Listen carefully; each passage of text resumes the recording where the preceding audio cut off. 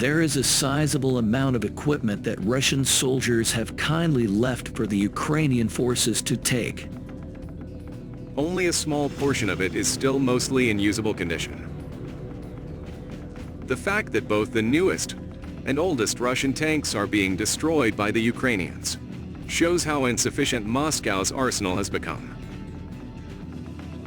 In recent days, strikes by Ukraine using night thermal drones have increased against Russian ammunition storage facilities, logistical hubs, and rear echelon bases, including those in Mariupol and Berdyansk.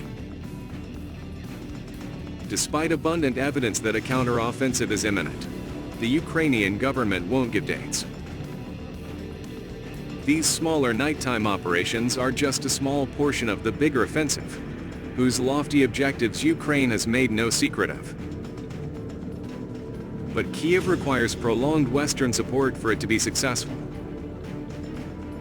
The war could theoretically be over this year if massive volumes of the required usable elements, like drones and missiles, were delivered on time. The Ukrainian armed services have been observed deploying equipment to the front lines and waging war against Russian objectives that could support an offensive, such as raids on the Russian-occupied port city of Berdyansk in the south.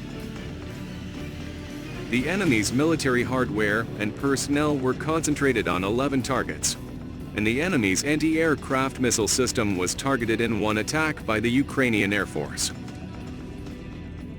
32 Shahed attack drones were destroyed in the last 24 hours by Ukraine's Special Forces defenders.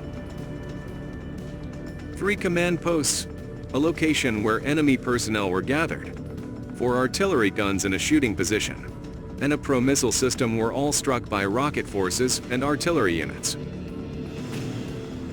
Russia has steadily lost the initiative in its conflict with Ukraine since the beginning of May, responding to Kiev's actions rather than making headway towards its own military objectives.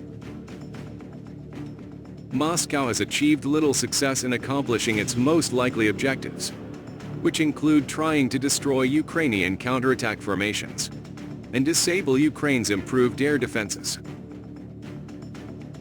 The most recent intelligence report from the ministry indicates that Russia had to reassign its paramilitary forces to counter vicious attacks in the west of the nation.